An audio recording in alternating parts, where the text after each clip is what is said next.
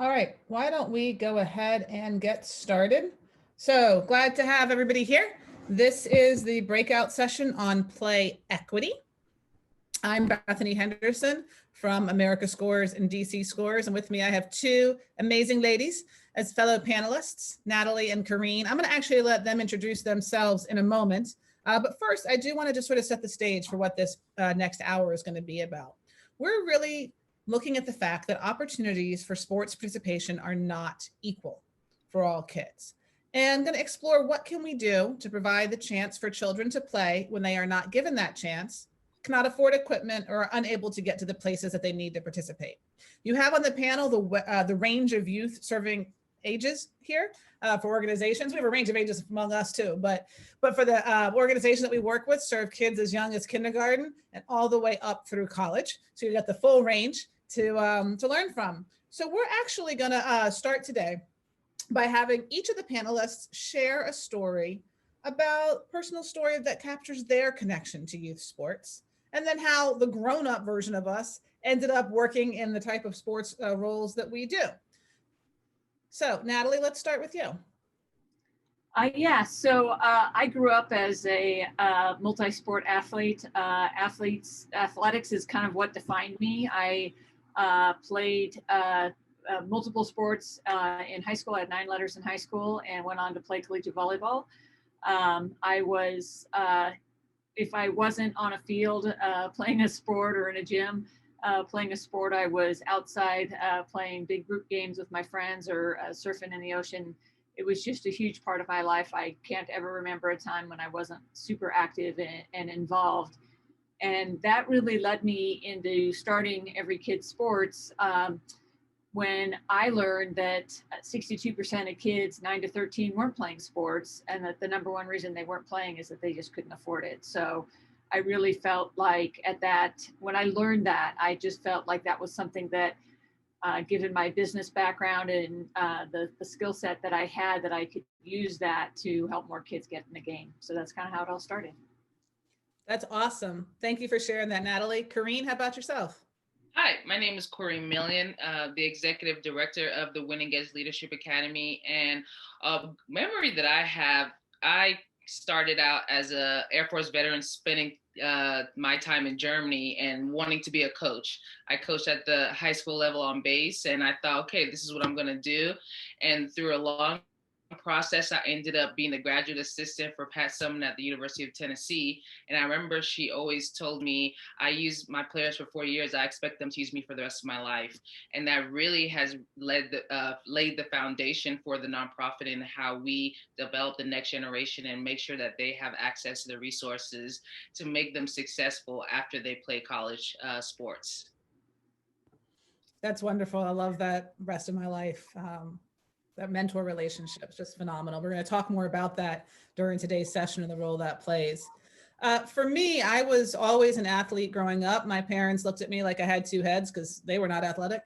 And so I'm a little confused about why I came out wanting to play all sorts of sports. But God bless my mother. She decided I was into basketball. So she was going to be the basketball team mom. She made all the cheer stuff for us for games and sat on the bench. And I don't think she knows the rules to this day. But for me, being part of that team was just a huge part of my life and a huge part of my identity growing up. Actually, when I took the helm at DC Scores 6 years ago, for me, coming to an organization that was a sports-based youth development organization made a lot of sense because of the way that sports can impact lives, because of the way that impacted my life, but also because of the way that it can affect kids in really, really positive ways, and if done poorly, in really, really negative ways. I thought it was a really great tool to help grow people and grow humans, which is what I'm about. So that's a little bit about us. I want to share a little bit about our organizations. We'll go the reverse order. Corrine, why don't you talk a little bit about the Winning Edge, the age of kids that you work with, and also the focus of your program? Yeah, so we started in 2015. My business partner, Maria Taylor from ESPN, we focus primarily on current and former college athletes who want to work in sports and entertainment. And we're not just an organization, we're more of a community-based resource group to provide whatever they need, financial resources, mentors, opportunities, anything to clear obstacles as they begin their journey in this industry that we love so much. Too often, as we've been seeing the past couple of months, there hasn't been a reflective leadership to the people who are participating in sports. And we wanted to make sure that as the country shifts in its demographics, that the next generation, they're prepared for their seat at the table. And it's been exciting, dealing with college students. A lot of times, especially athletes, they feel that they know everything and they're winners all the time. And coming into this industry that is very competitive, we've been able to provide a ton of mentorship and a ton of real conversations as they understand that it's more than being a coach or being an athletic director. There's so many different opportunities in the industry. That's wonderful. I'll go next, give Natalie a break for a moment. So America Scores was started 25 years ago by a school teacher in Washington, D.C., who noticed that her fifth grade students, girls, were hanging around the street corners after school in a neighborhood called Adams Morgan, which at the time was not a great place for kids to be hanging around the street corners after school. She was a soccer player, and so she said to them, if you want to learn how to play soccer, you can come hang out with me after school. So they came and hung out with her. She taught them how to play soccer. That was fun for a few months. She was a Teach for America Corps member who had friends in other schools, got them to do the same thing, and that was great. They had a little soccer thing going. But then the weather got bad and the kids kept coming. And she realized that the kids needed to be with her. They needed to be with that safe group of each other, right, in a safe space after school. So she was also a poet. That was her art form of choice. And so she thought, gosh, they like playing soccer with me. Maybe they'll like something else that I like. And so she started teaching them how to write poetry, and not like Analyze Walt Whitman, but real poetry, spoken word, creative for self-expression as opposed to for analysis. And the trust that the kids had built in the bonds on the soccer field translated into them being really vulnerable in that poetry and that art form. And from there, Scores was born. And 25 years later, we're operating in 11 cities. We're serving close to 13,000 kids every day after school. And every kid in our program still plays soccer with their Scores team. And every soccer player also writes and performs original poetry with their Scores team, and then turns their words into action through our service learning curricula as well. So it's a very whole child program, 100% free. We work in high poverty inner city communities primarily, but every child gets that experience based around a school soccer team. So that's how we operate. And like I said, our program is 100% free. We focus on young kids. So to this day, our core focus is 3rd through 8th grade, although we serve kids as young as kindergarten and as old as high school. Natalie, how about Every Kid Sports? Excellent. Yeah, thanks. So at Every Kid Sports, our mission really is to level the playing field of youth sports. So making it easier for low-income kids to get access to youth sports. We do that by covering up to $150 of their registration fees. And we do that up to 4 times a year. So we're really trying to create multi-sport athletes. So we allow them to register for each season of sport, hopefully playing a different sport each season. And we work with kids age 4.5 to 18. So, and really it just depends on Little League, for example, their T-ball program starts at 4. They have to be 5 by the end of the year. So a lot of them start when they're like 4.5. So yeah, really school age kids. So when we're talking about play equity, the very first thing that comes to mind that folks often ask is access, right? What does every kid has access to sports, right? I mean, sports are in all the schools, sports are in all the neighborhoods, there's parks around, every kid has access to sports. But the answer is that's actually not true. Many, many, many kids don't have access to sports, or they only have access to a very limited sports options that may either be out of price range or not their interest. Right? I grew up playing basketball. I run a soccer organization. I don't know that I would have wanted to play soccer when I was younger. I might have. It wasn't available to me. There were no soccer organizations where I grew up. A lot of basketball. So that's what I played. Right? So what does access mean? And is access enough? So Natalie, let's start with you. Yeah, so for me, access means really providing the same opportunity to low-income kids that kids of means have. And sometimes that's not as, like you said, as simple as it seems. What we try and do is just cover the registration fees for whatever program that child wants to play. what we're struggling with and what we see as a real need is there are communities where there just is not sufficient programming, where there just isn't, like in certain urban areas, there's tons of kids and there's no programming. And so really trying to also address that by providing the funding to help some of those organizations get started. But to me, access is, comes down to kid choice. What do they want to play? What are they interested in? Giving them the same opportunity to play like if they're at a school that isn't 100% low income, but there's kids of means and some low income kids, they're going to want to play the same programs that the kids, that can't afford sports are playing. And so trying to get them into those same programs. And again, it's different in every community, but that to me, that's the first step, is allowing them to at least register. Now, is there other issues that get in the way? Yes, but at least as a first step is getting them to register and start to participate. And I love the way you put that, Natalie. I wrote it down: providing the same opportunities for low-income kids that kids with means have. And that's really important, because you can't assume that those opportunities actually exist in the community. So what we do at SCORES is we actually try to do exactly that, except that we do it through an entirely closed ecosystem built into a larger youth development program. So in order to ensure high quality soccer leagues experiences for our kids, we actually run entire leagues. We don't rely on putting them in other local leagues, because there are other barriers, as Natalie talked about, to access that I'll share from our vantage point in a moment. But at the end of the day, when folks come out to our soccer games and I say, what does it look like? And they go, well, it looks like a kid's soccer game. And my answer is yes, right? That's it. That's what it's supposed to look like. It should look no different than your kid's soccer game. It's a different feel. They're wearing different uniforms, but these kids, all kids deserve to have the same level of experience and the same access to experience. So other barriers to access that we often encounter in our work is transportation. So we actually, in many of our programs, including in Washington, D.C., we actually move every child around the city for game days. So it's not incumbent on families who may or may not have a car, who may or may not be able to get out of work, to transport them. As Natalie talked about finances, youth sports are really expensive in this country in many places. And so the ability to help kids access that without having to pay for it is really important. Gear and equipment's another one, right? We actually provide at SCORES all of the equipment. We outfit children shoulders to shins so that every kid has the uniform. No kid has to worry about standing out one way or another from that perspective. Equipment for the fields, right? And quality fields. My team actually goes out and lines the fields before every game day so that they actually have a field. And the cones and the goals and all the infrastructure that comes along is not consistent community to community or sport to sport, for that matter, right? And so all of those different things can affect the individual's access to sport. Now, Corrine, you have a different vantage point, right? You work with college athletes, kids who have made it through, they have gotten access, they have kind of hit that holy grail of riding that access to college. And I am curious, from your vantage point, what the young people you work with have told you about how they got involved in sport and what the barriers were or the assistance that helped them get there.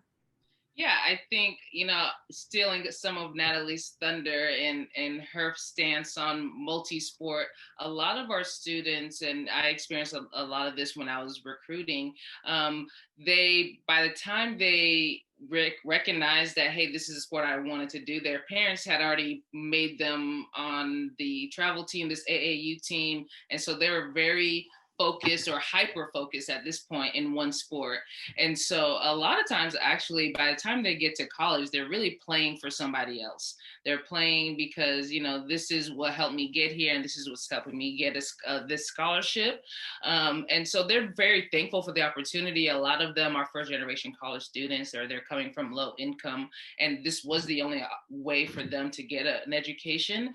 But it's just, you see it, especially by the time they get, NCAA, they talk about 1% of people are going pro. And so the access to the sport for me is not just playing the sport, but the opportunities and the careers in sports and what you're able to do to make a living in sport. You don't just have to be a coach or an athletic director. You can be the personal or the athletic trainer. You can be the marketer. You could be the facilities operations person. And so we see a lot of time just like hyper focus. I'm playing to play, and I don't know, I really have no idea what I'm going to do after this. And we just try to help them see a little bit beyond the blinders, what they're actually capable of doing. So Corrine, you mentioned multi-sport, and sort of the death of multi-sport for young athletes. And I know, Natalie, that's something that y'all are very focused on as well. Can you talk about why multi-sport matters and access to multi-sport matters? Oh, Natalie, you're muted. Yeah. So one of the things that's happened in our country is this over-commercialization of youth sports, and that, that a lot of times parents believe that the way that they're going to best help their child succeed is to put them into these competitive programs at 9, 10, 11 years old. And they end up playing just that one sport, and that's what they're focused on. And what ends up happening as a result of that is the kids get burnt out, they have overuse injuries, and they actually don't develop into as well-rounded of an athlete as they could become if they played multi-sports. And so what we encourage from like age 5 to 11 is sport sampling. So playing a lot of different sports and kind of finding out, like you played basketball, you happen to love it, but some kids, they get out on basketball and they're not very coordinated, but you put a tennis racket in their hand and boom, all of a sudden they're like, wow, I love this sport. Or maybe running or skiing, or, there's so many different options. So if you do a lot of sport sampling when they're young, you can find that sport that they're naturally gifted at or naturally just love for whatever reason. And then as they get older, around the 11 to 13 year, that's when they kind of pick their sports, but it still is great for them to be a multi-sport athlete. And I don't think a child should specialize until 16, 17, 18 years old. At that age, they've actually grown fully into their body, especially you look at boys. I mean, a young boy might be super fast at 9 years old, and his parents might think, oh, he's a great soccer player because he's super fast. But when he's 18, he might be a completely different body type, and soccer may not be the sport that he's best suited for, but that's what he's played his whole life. So he doesn't even know that he could be better at something else. So that's why I believe in multi-sport, developing multi-sport athletes. And, the evidence shows that most of the professional athletes are multi-sport athletes. They've played multiple sports growing up. So it's better for the kid. It creates more enjoyment, and it's better for their body, and it creates better athletes. Corrine, is that something you have seen in the athletes that you work with? That a difference in the success rates between ones who've had access to multiple sports and ones who are very focused on a sport? It varies. For girls, it depends on how hyper focused. Sometimes especially for the girls, their parents might put them in certain sports that are very similar. So if I was a basketball player, I also played volleyball. If I was a tennis player, I also, played softball. So they were kind of in similar sports. And so I don't have the science or the numbers as much as Natalie has for, the success for the student athletes who played multi-sports. But I can say from their mindset, usually if they play multiple sports, they kind of have a better outlook on what they're able to do beyond their sport because they've been around other people in different backgrounds.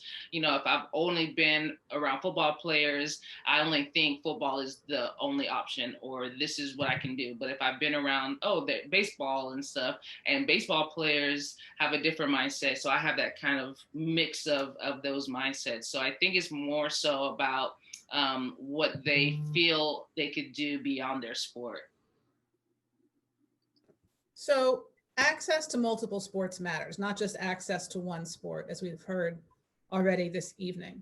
The problem with access to multiple sports is it requires an ecosystem, right? So if you don't have transportation to get to a field or a court or wherever, or pool or mountain, right? Whatever your sport requires, whatever playing space your sport requires, if you don't have the funds to buy the equipment for one sport, you're certainly not going to have the funds to buy the equipment for multiple. If you don't have the funds to pay the fees for whatever one league, you're not going to have the fees to pay the multiple. So Natalie, you've talked about ecosystems, right? And creating an ecosystem of youth sports.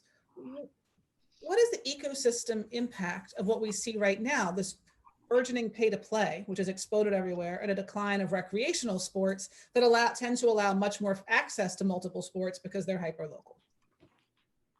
Yeah, one of the clear things that's happening, and sometimes I get on this huge soapbox about this, and I'm always saying the same thing over and over again, but it's like the current ecosystem that we have around youth sports, it's this $1 billion business, all these parents are spending all this money, But if you look out and you look out 10, 15 years, the end result of all of that hyper commercialization of the youth sports segment is making a collapse in the college sports, professional sports, and in the sports retailers, because there's not enough kids and opportunities for all the kids to participate, and you're seeing this specialization happen, and there's only so many kids that are going to be up for that level of specialization and that level of competitiveness.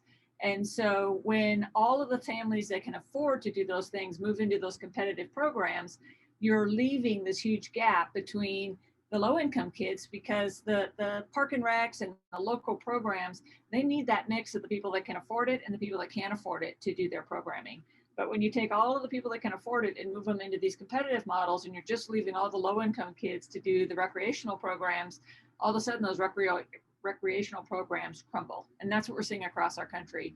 You can go into any major city and you will see these dead zones where there used to be a park and there used to be facilities.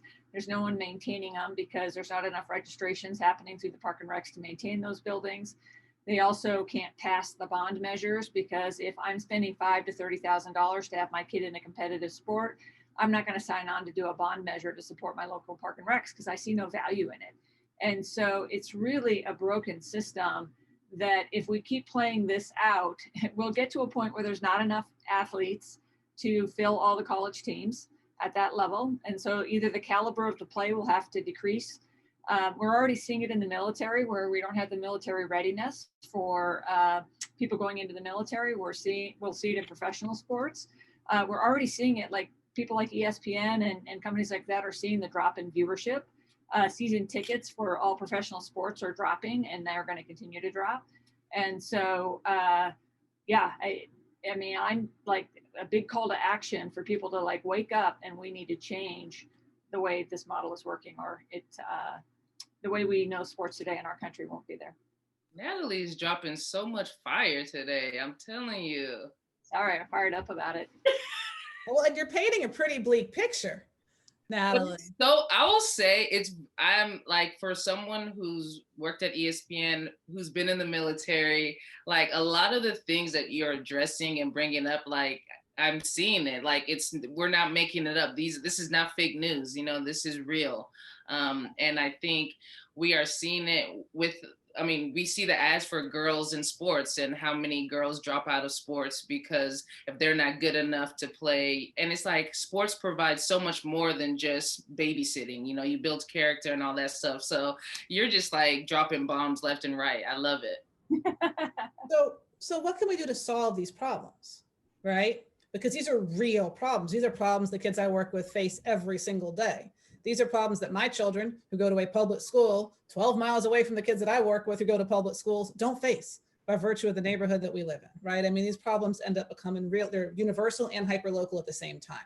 Yeah. So rebuilding that ecosystem that you talked about, Natalie, right? Making sure that we invest in parks and recs departments, that we make sure there are playing spaces in the communities that we live in, and multi-sport playing spaces, super important. Other things that I've seen work and other groups working in this space are, how do you solve the gear problem, right? You can get the kid to the sport, but they don't have the gear, they can't do it. Well, there's groups like Good Sports and Leveling the Playing Field who provide gear to kids. And one of the things to be mindful of, particularly when you're working with low-income kids, a lot of people think, oh, well, I can just give them used whatever, right? No, these kids deserve to have the same experience as your kid. If you wouldn't give your kid this, super used jersey, then you shouldn't be giving it to some other kid and thinking like that's a wonderful thing. And so there are organizations out there that work really hard to try and match kids with equipment that they need. So that's a positive, but those organizations aren't at full scale. They can't serve every possible child who needs it yet. But that is one thing you can do in your community, make sure that kids actually have equipment and gear. Another thing is transportation, right? We talked about that a little bit already. Just because a playing field is in a neighborhood doesn't mean that it is safe for a child to go to, right? We have, in the communities I work in, which have a lot of poverty and a lot of violence and a lot of gangs in some cases, a playing field 2 blocks away may not actually be accessible to that child because of what they have to walk through to get there. And so access doesn't just necessarily mean physical proximity. It means an actual safe space to play for transportation, a safe way to get there. We actually have coaches walk kids to and from fields when they're not at school. And the way that we deal with it, and this is not necessarily scalable either, but the way that we deal with it at Scores is we actually partner with the schools and have all programming take place on campus. So kids don't have to travel, families don't have to travel in order for the kid to actually participate. So there's different creative solutions to all of this.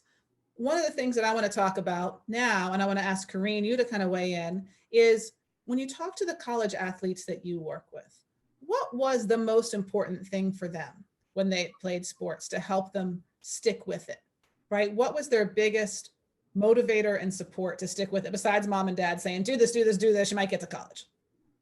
Having fun, meeting new people. I feel like I'll sound like a hypocrite, but a lot of the kids that I work with are at the elite levels. So they played with USA Basketball, or they played with organizations where they got to travel out of the country. And so that experience for some kids, one of my babies, she's going to be mad I called her my baby. She's from Bolingbrook, and she got the opportunity to go play USA Basketball in Italy and France and all these places. And she would have never had that opportunity to do that. And so having fun and meeting new people, there are people that, even though they're young, they've had 20-year relationships with people because they were on the same team. They're on the same rec team. Then somebody found out they were good and they ended up getting on the travel team together. But they stuck, they were together from day one. And so it's like that, no matter what, I know these sisters, my brothers, they have my back. And just knowing that regardless of where I'm coming from, these are the people that are gonna be here for me all the time. And I love that, because you often think about elite athletes as they're doing it because their sport, right? And that is their passion. But you're right, if it's not fun, why do it? Yeah. Right? Why bother doing it? It's a lot of work. It's a lot of work, yeah. And you see that with little kids too, right? Kids in rec programs, if it's not fun, they drop out and we lose them altogether. And whether or not they're going to become elite athletes, as Natalie said, there is so much more value to sport than being an elite athlete. There's so many more things that you learn. Natalie, what have you seen to be some of the most important things that keep kids connected to sport once they start? Again, going back to the multi-sport, not having to play the same sport year round. Kids really, I remember I played 3 sports in high school, and, I'd play volleyball in the fall, and I'd be so excited for volleyball season to start. I couldn't wait to get my shoes on and my knee pads and get out there, But by the last game, I was pretty ready for volleyball to be done. I was kind of getting tired of the practices and the same girls and the same politics and the same this and that. And then I'd go into basketball, and I was always so excited when it was basketball time. I was like, oh my gosh, I got to get my high tops on and get my basketball out and the smell of the gym and just, the whole thing. And then I'd get done with basketball and I'd go into softball, or I'd go into track, or I'd go into soccer, So moving from sport to sport to sport when you're an athlete, kids really enjoy that. It really helps with not getting bored and dropping out and the burnout and all that kind of stuff. And it keeps it interesting and fresh. And so I think really the multi-sport, I can't say enough about it. Kids need to have downtime. So, there's nothing wrong with having your kid play something in the spring, play something in the fall in the spring, and then maybe taking the winter off and just skiing and doing something that isn't as structured as a after school sports, or at least having a couple weeks in between. Like, the kids need downtime. They need time to just be a kid, to goof off in the neighborhood, to play with their friends, whatever. So more free time.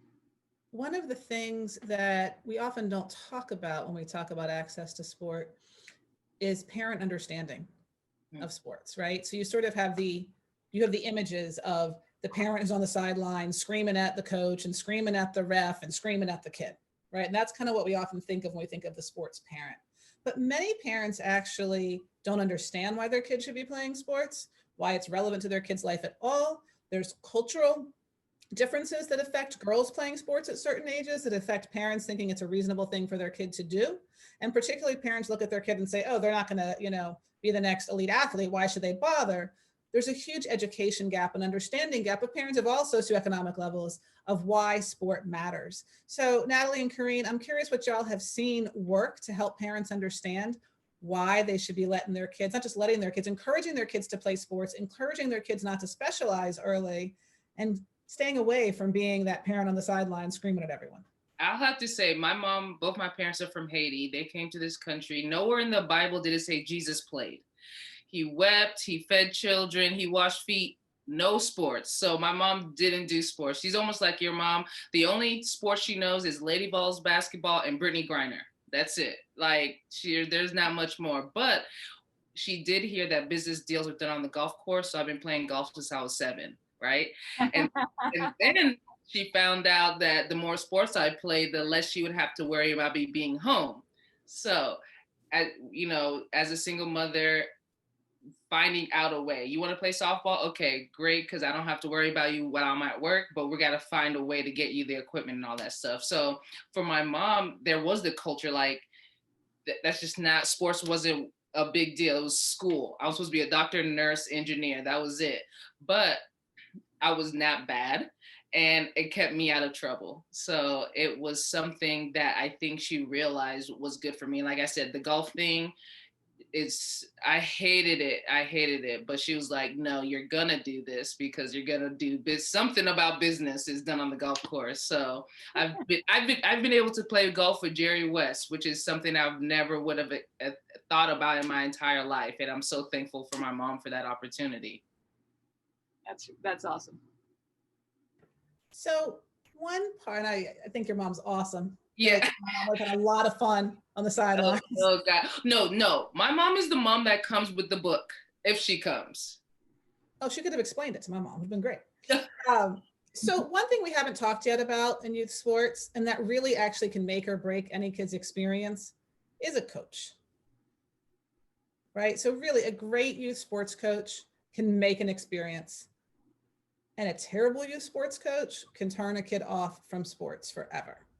And so once again, access is important, but not enough, because you can't assume that every coach that drops onto a team is trained, has any clue what they're doing with youth development, or even often knows the technical skills, right? Maybe they played that sport when they were younger, or their kid's interested in it, so they're coaching. And not to belittle folks who put their heart and energy into coaching kids. It's really important. But we don't have a coach training certification for youth sports in this country. We don't have any requirements in most sports, particularly at the rec level, for who those coaches are in the neighborhood level. And so Natalie and Corrine, if you could both talk a little bit about why a good coach matters and what's necessary to help a coach who's really committed to being a good coach make that leap to be able to serve kids well, make sure it's fun, make sure they have access, and make sure they want to keep doing it. I feel like you're gonna drop like mad fire right here. Well, I mean, I think it's so important. The coaching is such a critical element to the success of a youth sports program. And I wish with what we're doing at Every Kid Sports that we could also focus on that, and because there's coach development, I think is a really necessary skill. We have a partner, John O'Sullivan. He wrote a book called Changing the Game. And his whole point is about to change the game, you need to have coach development and you need to have parent education. And it's really that combination of parent education and coach development that creates a really healthy youth development and youth sports model. And it is something I'm passionate about. It's not part of our direct mission, but there are people like the Positive Coaching Alliance up to us that are doing coaching training and trying to develop more coaches. There's the initiative, I think it's called the Milien Coaches or something like that, where they're trying to encourage more parents to coach and provide the training and the mindset of being a coach. Unfortunately, a lot of times it's the type A dad who's like super uber competitive that gets out there and he's yelling at all the kids. And, it's not necessarily the person, who can nurture those kids and actually teach them the life lessons that they need. And, I've seen it for myself. I've been a soccer coach for the last 12 years or 17 years, or 12 years. And, I've gone against coaches that are just horrible on the sideline. Like it's embarrassing to be standing next to them. And then I've been, across awesome coaches that, put me to shame. So it's a huge gap. And, the one thing I would say, and going back to your previous question about the parents and, really teaching them to be not good parents, but good sideline parents, and why they should have their kids be multi-sports. If I knew how to do that, I mean, it would be a soapbox I would be on all day long. I wish I could reach them, you know, and that's one of my biggest goals, is to try and figure out how to get that message out and how to reach those parents, because I think it's the parents that are driving the over commercialization of youth sports right now. So one of the interesting things when we're talking about play equity as it relates to coaches and coaches skilled in youth development is that in the free programs and the sports-based youth development programs that are very often offered for free in high poverty neighborhoods, they place an emphasis on training coaches in youth development. Mm-hmm. And yet in the more elite track programs, the travel teams, those coaches often go, what, youth development? Right? It's not even part of the conversation oftentimes. And there's a hyper focus on technical skills. And so in some ways, we're actually creating two different sports experiences entirely because the coaches are focused on and trained in such different ways. And Natalie, with the work that you do that helps bridge those gaps, I'm curious if you could talk about what you've seen and what you think the ideal training, the optimal training for all coaches could be. Well, I think it has to be focused on character development. You know, coaches, lots of coaches can work on skill development. And I will say that you do need to know how to teach the skills in whatever sport you're coaching, because part of kids, boys and girls having fun is they do have to see that they're getting better, you know, so it can't all just be games and crazy practices where they're all giggling and having fun, because when they get into the game situation and they're losing every week, that they'll also quit if they're just getting humiliated out on the field. So there needs to be that balance between, skill development. But I think more than anything, when a coach understands that their whole job is character development, and they're teaching those kids how to be good winners, how to be good losers, how to care for their team, how to be part of a team, you know, how to have those leadership opportunities, how to, teach them to reach farther than they think that they might be able to reach just on their own. I think all of those are really important lessons that when a coach realizes that that's their job, is much more about not getting a win on the board, but about turning these young people out in a way that makes them have really good character, then that's the first step towards creating great coaches. I love that. I think what you said, that balance is really important, because you're right. Sports, there is a technical skill with sports, right? And so if you're being on a sports team, you actually want to learn and grow in that skill. And that is really important, to make sure that coaches of all levels are able to teach that technical skill so the kids can progress, because that's what makes it fun. It's not fun to stay stuck at the same level, right? For years and years and years. But also that connection. I mean, many people that I've spoken to have said that their youth coach at some point in their life was their most important mentor, right? Had a really outsized impact on them. That's a really heavy responsibility. That's a really important responsibility and trust that kids are placing in you and that families are placing in you. And understanding youth development and how kids' brains grow and what isn't age appropriate for a kid to be able to do physically, what isn't age appropriate for a kid to be able to understand mentally, can actually help that kid develop technically as well, right? Because you have a bigger picture context, as well as make that relationship a better one where you're really able to support and motivate that kid. So I want to turn to our final topic. And I know Corrine's been having some technical difficulties, so hopefully she'll be back with us momentarily. Here she is. Awesome, because this topic is for her to start with. And I also would encourage those of you attending in the room or audience, please ask questions. We'd love to answer any questions that you have that this panel might have sparked for you, and whatever chat or Q&A feature that you can see on your screen. So Corrine, we've focused a lot on what happens when sport isn't available. We focused a lot on how to make sport available and different types of sport available to different types of kids, and how to make the quality experience available for different types of kids. But even if you solve all the issues that we've talked about already, it doesn't necessarily mean play equity. Because once kids get to play, what happens? You talked a little bit today about how there can be an over focus on sport to the exclusion of everything else in a kid's life. And that can have unintended consequences too. Can you talk a little bit about that?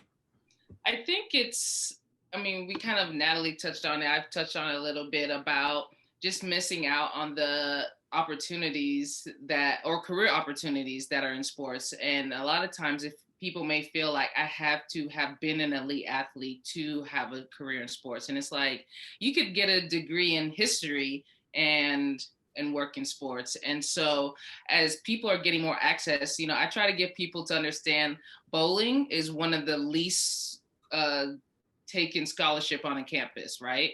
If you can play golf, somebody's excited about bowling.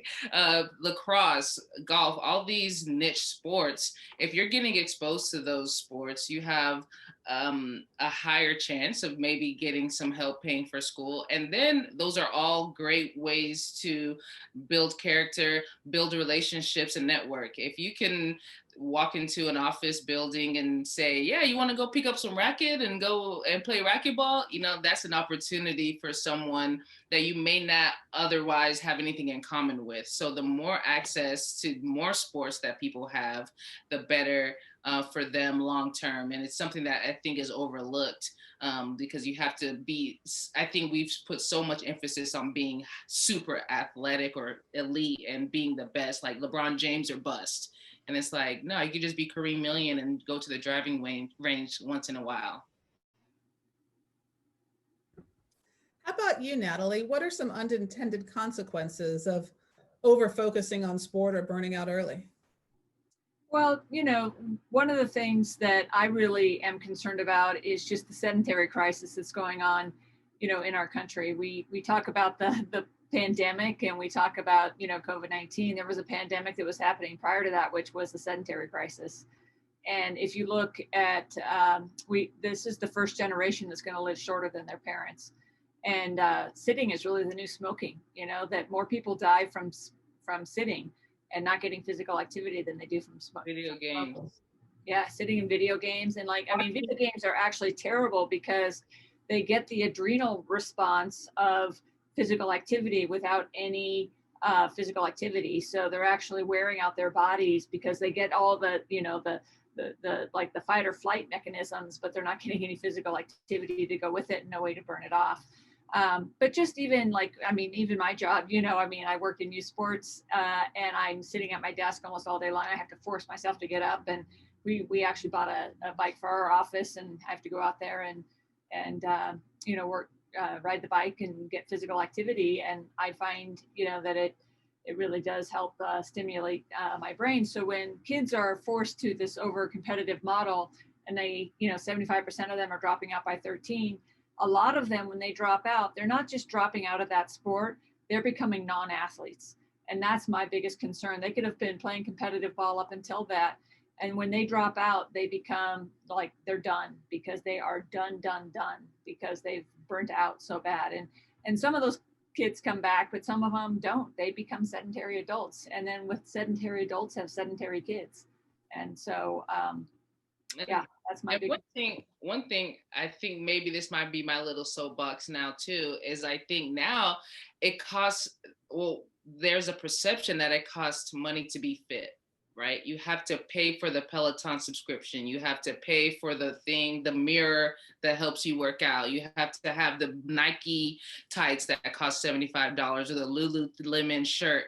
And it's like everything is about money. Sports has become such a consumerism thing. You talked about it, Natalie, that it's almost like even getting my mom to walk around the neighborhood with me, she's like, well, I have to have the right shoes. And I'm like, if we don't just get you some of these Asics and call it a day, she has to have like the cute shoes and do all these things, you know? And I think it's with social media and everything, like it's creating more barriers that I don't think people even realize to just being fit. Like even let's say I burnt out at 13, I don't want to do this anymore. But then like, if my friends are doing it, they look cute and they're doing it at the highest level. If I can't do it at that level, then I don't want to do it.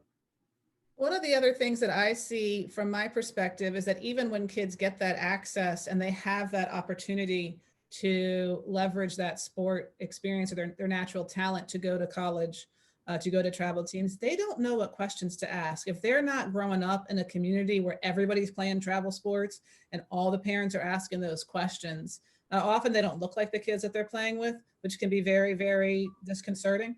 They don't have the same equipment as you're talking about, Corrine, right? Your mom and her shoes. Well, these kids show up, they don't have the right shoes. They don't have the right gear, right? And they don't have the right skis or whatever it is. And it feels like an outsider. And then that is compounded by the fact that if they have that talent to then take it to college, a scout comes, they don't know what questions to ask, right? They don't know how to protect themselves. And so there are organizations actually that are starting to really wrap around kids like this. One that we work with very closely called the Open Goal Project, that works with kids who are alumni of DC Scores and similarly situated kids, and helps wrap around them to get them opportunities to play abroad, like the young people you work with, Corrine, to play on travel teams, to travel with them because their parents can't go because they're working 3 jobs or they have 4 other children at home. They don't have the funds to fund it all because they don't have the means to do that, but then also to help translate for their parents, what does that mean for college? What kinds of questions to be asking? How do you help the kid when they get to college? Because again, getting to college is not enough, because if you show up at college and your background is fundamentally different from everybody else on your team, there's already a disconnect that can then push that kid right back out the door, right when they're on the edge of being able to walk through that door, right? And so sports can be a great equalizer and a great team builder and connector, but it can also have these unintended experiences of actually pushing kids out if you don't pay attention to those tensions. And I think when Natalie was talking about, the coaching, and I think that's important, that support, if I'm the coach, if I'm the youth coach, how am I preparing my parents for those conversations? Are we doing like, hey, let's go on a campus tour once a year and go to a local college and hear from their coach? How are they preparing for the recruiting process? And also just, understanding if I'm a college coach and I'm recruiting this student and I'm bringing them from one fundamentally different background to another, how am I preparing and protecting that athlete in this new environment? Am I an advocate for them on and off campus? And I think that's something that as a coach, she should want to embrace wholeheartedly and in a genuine way. So we are getting questions from the audience. So let me share a question with y'all. How can single sport organizations spread awareness about and implement positive play equity when specialization within their own organization is likely becoming more and more common? How can single sport organizations? Yeah, so I think, one of the things is, again, I think there needs to be a revolution inside of youth sports. And, for these leagues, like for the specialization, I think it's great at the higher level. So like 15 and up, that those age kids have that opportunity to say, yes, I want to do this year round. I think that those programs, they need to take a stand for the sake of those kids and be, put a stake in the ground and say, hey, anybody younger than 15 years old, you can play 3 months out of the year in our elite program. And then the other 9 months, you need to be playing something else. They have to be willing to let go of that revenue in that moment. And there's enough kids that they could have some kids playing in that section, some kids playing in the next 3 months, some kids playing in the next 3 months. But they need to have those kids' best interests, in mind. And so I know that's difficult for each one of those organizations, especially when they're a for-profit model. But if they really care about the development of those kids, then they need to start taking stands about that. And that's just what I believe. And I think there's ways that you can design it to work from a for-profit model, but also cares for those kids and those families.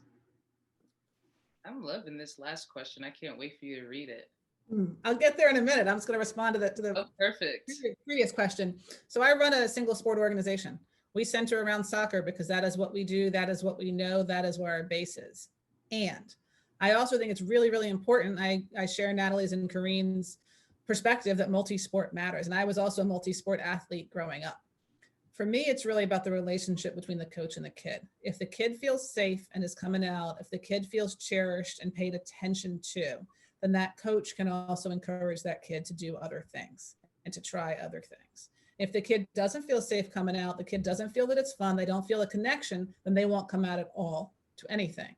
And so I'd rather a kid come out and the kids that I work with especially, come out for one sport where they feel that connection than hop sport to sport for the sake of hopping. That being said, it's then incumbent upon organizations that are single sport to expose kids to other things. So they're not just playing soccer all the time, right? They are running. I played ultimate Frisbee in college and nationally competitively, right? They're experiencing different ways of training their bodies. And you can do that even within that construct. All right, Corrine, I'm gonna turn this question to you. It's written to you. What are your ideas on the best way to mitigate the materialistic culture surrounding sport today and make a casual pickup game, for example, the norm again? Start now. I think it's get people moving and doing things. I think we've gotten so far away from just having fun. Everything is about like winning. And I like to win, nobody likes to lose. But my friends also know that back in my day when I was young and I was working at ESPN, I was that person that was like on 5 different rec softball leagues, right? Like I played with this team on Tuesdays, this team on Wednesday because it was fun. And I literally would just bring people with me every day. I'm texting people, hey, what are you doing? Nothing, come and play with me. And I think too often social media has made it just so hard for people to like literally interact with each other in real life, IRL as the kids say, right? But if we just start doing it and making it better, and there are actually apps now that are making it easy to find pickup games. I think there's an app now for pickup basketball. There's an app for pickup tennis.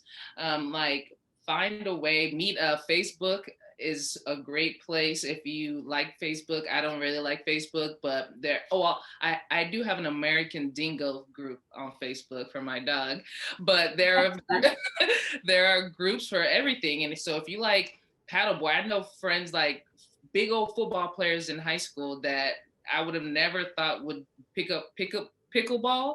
They literally lead an entire community of like Black and brown folks from south of Atlanta playing pickleball, and then they bring their kids, and their kids bring their friends, and those friends bring their parents. And it's like, we just have to start. Too often, I'm sorry, I'm getting fired up like Natalie. Too often, people feel like I have to build a school in Africa to make a difference. And it's like, no, you can just literally do something right now in your community. Pick up something, start something, and do it now. Well, Natalie, I'm gonna let you have the last word on this in just a moment. But one of the things that I've noticed in the pandemic with my own children who are 10 and 12 is that their friends are no longer so overscheduled in all of their sports activities. And it was really nice for 3 or 4 months. Not that we're seeing a lot of people because it's a pandemic, but each of them had a friend or two, and those that they spend time with. And those kids are not playing sports. So what are they doing instead? They're biking around the neighborhood. They're playing pickleball, actually. My 10-year-old picked up pickleball. They are coming up with creative games on the trampoline, right? They are coming up with free play. And free play, when we talk about organized sports, we often miss the value of free play, because free play is where kids really learn to work a lot of that stuff out. Free play is where kids learn how to work together and collaborate. Free play is where kids learn a lot about themselves, and it's where they get to be creative and inventive, and they bring that back to their organized sport. If you're just in training in a sport, there's actually a limiting factor about that. And so one of the things that I'd say about how to make casual pickup games a norm again would be to create more opportunities, more space for free play by ramping down the over-competitive nature of sports for kids, certainly below the age of 12. There's a Scandinavian country, and I forget which one, that's actually done this really well. We're not allowed to specialize, not allowed to compete at that level until you hit about 12. And that's really great because it allows that fun. It creates those authentic, organic experiences with sport, not just the super structured adult-led experience. So Natalie, we're running up to the end of our time. So I'm going to give you the final word on this. Then I'll recap what we talked about today and send folks on their way. Sounds good. Yeah, I think that the final thing I would say is it comes down to the parents. When the parents overschedule their kids, they're not leaving that time for free play. They're not leaving the time for pickup games to happen. And so when we can, dial it back, like recreational soccer, for example, our practices were 2 days a week. When they're playing competitive soccer, the practices are usually 5 days a week. When it's 2 days a week, there's 3 other days that the kids can do a pickup game. They can, go and play handball.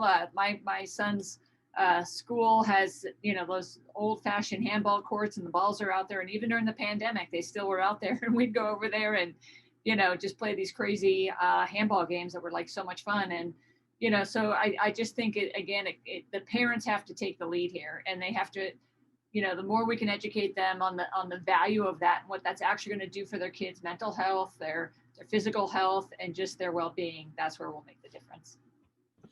So thank you, Natalie. Thank you, Corrine. To recap, we've been talking about play equity today. What does play equity mean? What does it take to get all kids the chance to play. And what we've talked about is access in all forms of access to multiple sports, safe access, right? Ability to get there, financial access, equipment access, coach access, right? And a supportive coach, and the different elements of what you need to do to help kids in all of those different arenas so they actually have access. We've talked about fun, right? Why play sports if it's not fun? And making sure that fun is at the center of sports, especially youth sports, remains really, really critical in play equity, because otherwise sports become like school. You got to do it. You don't want to do it. That's it, right? We want sports to be fun so that kids live a life of sport, so they continue being athletes and seeing themselves as physically active human beings as they grow up, whether they specialize in a sport or not. We've talked about character development and how character development is such an important thing sports can do for kids, but it can't be done without great coaches. It can't be done unless sport is fun, because the kid won't connect and learn, right? And it can't be done without lots of opportunities, different ways to play, different opportunities for different sports and different access. And last but certainly not least, we've talked about the role of families, as Natalie ended with. What do parents and families need to understand? How can we help them understand why sports matter for all kids, not just kids who come out with natural talent to take that sport talent to college and beyond? So thank you for joining us today. I've enjoyed being here talking about play equity. Corrine, Natalie, thank you for sharing your brilliant insights. Have a wonderful evening. Yeah, thank you so much. That was awesome.